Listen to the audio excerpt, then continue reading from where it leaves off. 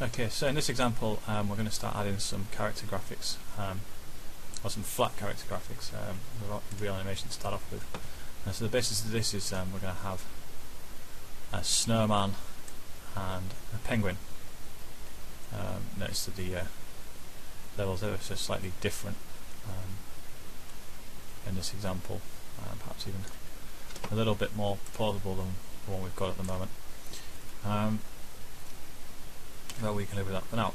So, as you can see, the snowman and the penguin are both made from very basic shapes, and all that makes them a little bit less flat is the use of shadows, some basic colours, and little bits of gradient here and there. Okay, so for the snowman we just used two circles, or ovals to start off with. So I'm on the characters layer. I'm going to choose the oval tool, and I will create an outline as well, just in case I decide I want to use one, which will be about 1 pixel. I think we can go with a solid line for that. Okay. So when we create a circle or an oval, we can constrain the proportions to make a circle by holding shift, and we can also create ovals just by not holding shift. And so for my snowman I want it to be just a little bit off a circle.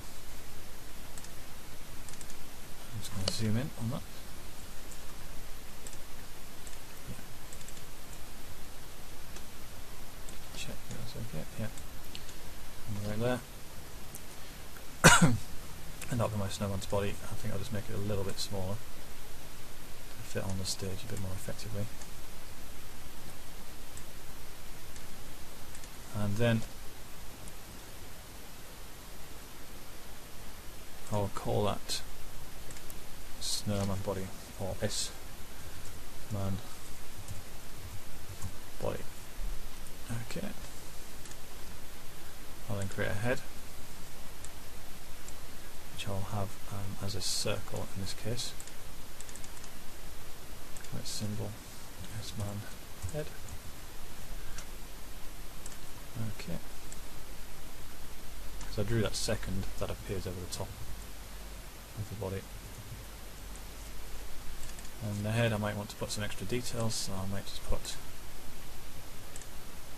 some coals perhaps.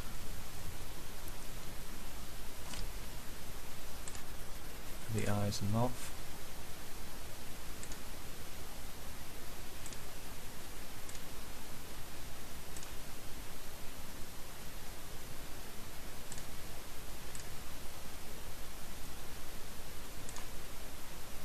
And perhaps even a nose, which I could create with the basic line tool. Just make sure that it doesn't snap too. That point there.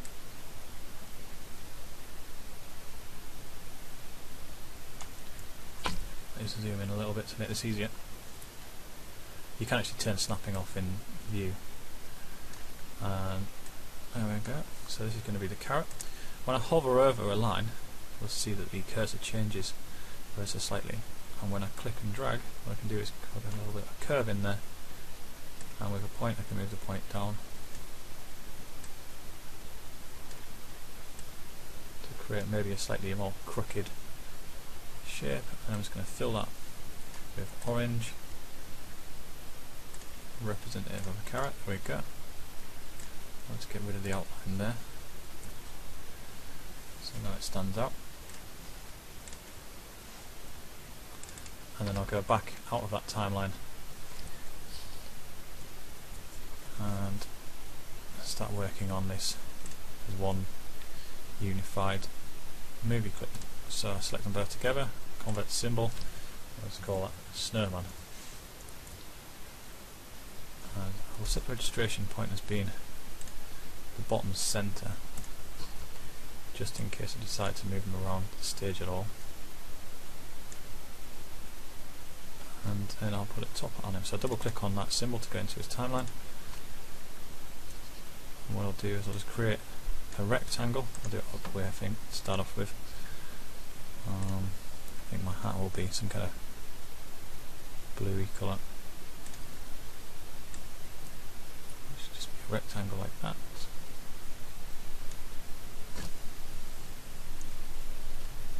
Zoom in. Probably a little bit too dark. There we go. And I might even give that a little bit of a gradient. A new gradient.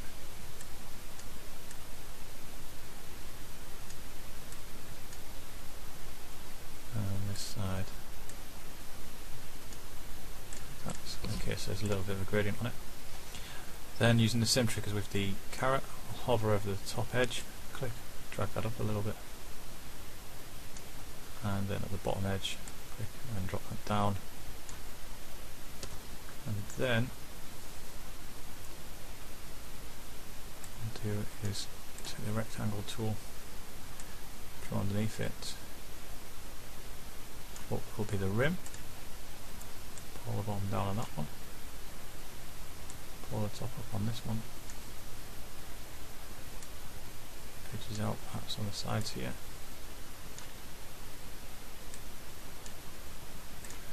Then select this, drop it down on top, set the whole thing together, convert into a symbol, call it hat. Now registration point can be just in the middle again for that one,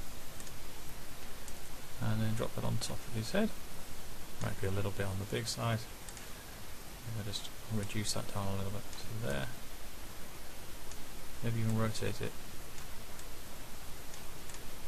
like so. Okay, so you can see pretty clearly how you can build upon that. We can draw in an arm, for example. So if I wanted to create an arm, maybe clip over the top. I could just create a brush with a colour roughly representative of wood. I want to do is to a side to start off with, and try and give the example of a twig.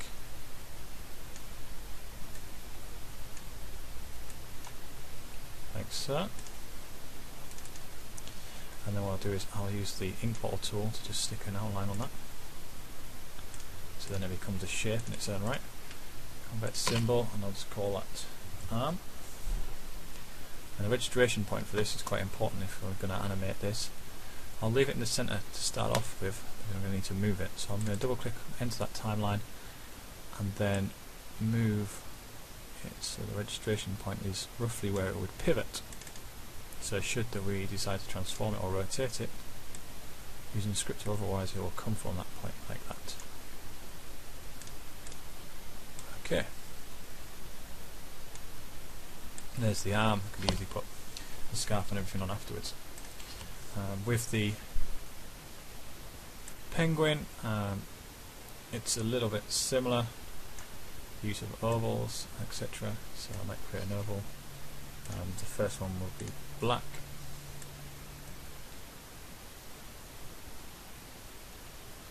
Like so.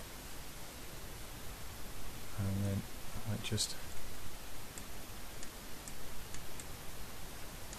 create another oval, and this time it'll be white.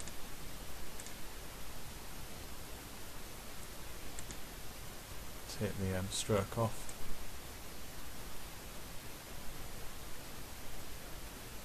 Like so.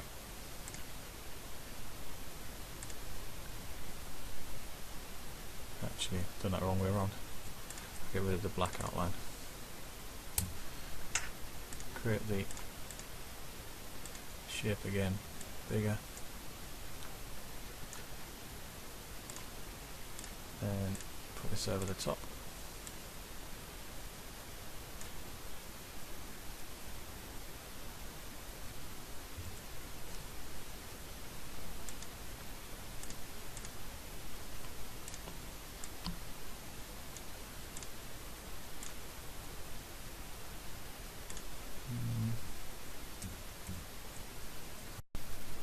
So we'll have an oval, and we'll start off with a black oval with a black outline.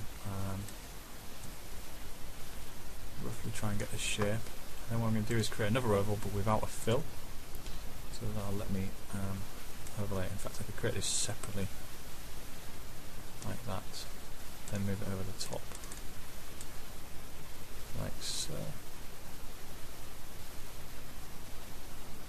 There we go.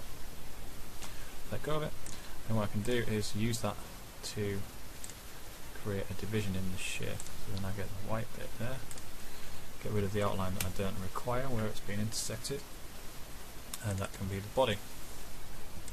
Select them both together using the shift key, convert symbol, and I'll call that penguin body. Okay, and then building on top of that, I might create another oval for its wing.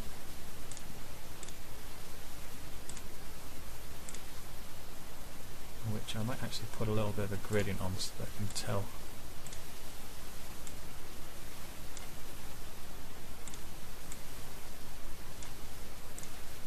There's a bit of body there to it, and just flip those colours over.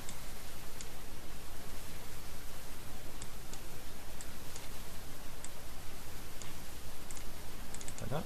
That can be the wing. Similarly with the arm on the snowman, we want the registration point on that to be almost like a pivot point on the wing. It's probably a little bit too small, or the body too big, so we'll just amend our proportions a little bit. And I'm also going to put a bit of a gradient on the body as well, and I can do a radial gradient for this one.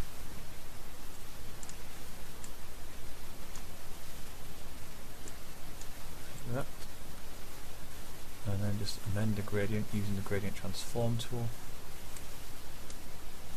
Okay, so that's slightly different. Color swatching a bit.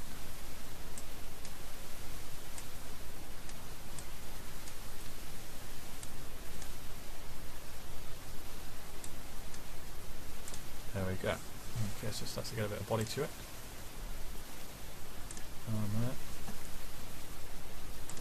What I'll do is I'll create some feet now, just a bit of orange. That tends to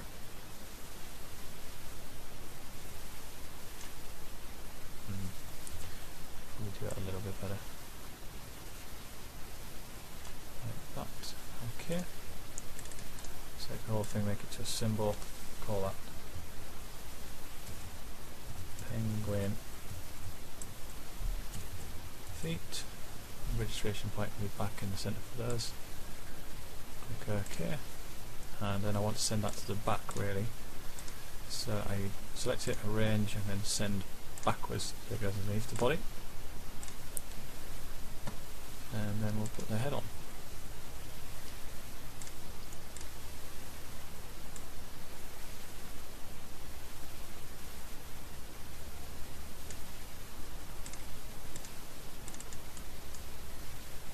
Symbol, call that penguin head. Just give that also a bit of a gradient, radial gradient, and transform it again so it's a little bit bigger and to the centre.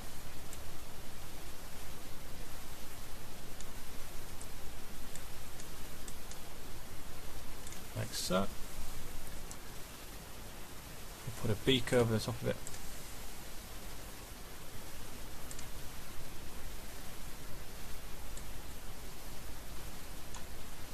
Like that, just with a basic brush. And then I'll also put an eye in there too. Basic white to start off with.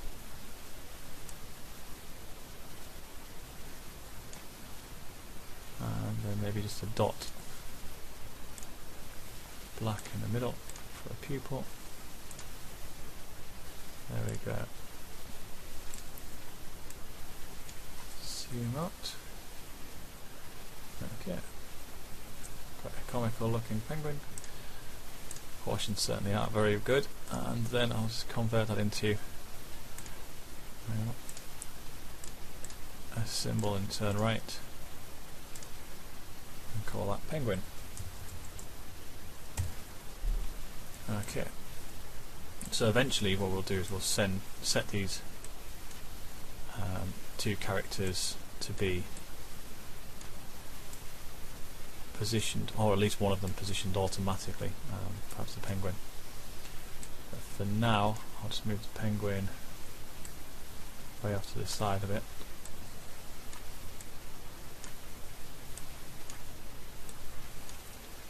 There we go. I'll just give that a test and see what it looks like. So the ground will move, the character will stay in the same place for now. There we go. Okay. Then what we need to do is change this from moving not only the level but also penguin underscore MC, which is yet to be named, .x minus equals vx, and equally so does the snowman underscore MC.x minus equals vx. Okay, let's get rid of that, put a semicolon there, save it. Oh yeah, first error, sort out. Make sure both of these have got instance names. Okay, so penguin underscore MC. Scroll away back to this down there. Snowman underscore MC. I should be able to test it now. There we go. So hopefully I'm ready to move. That's the penguin, and that's pretty much where we were with the example. So moving forward from then would be creating a turn-based system and make the ball look like it's coming from the character, adding some animation, but we're starting to get to the basics of a game now.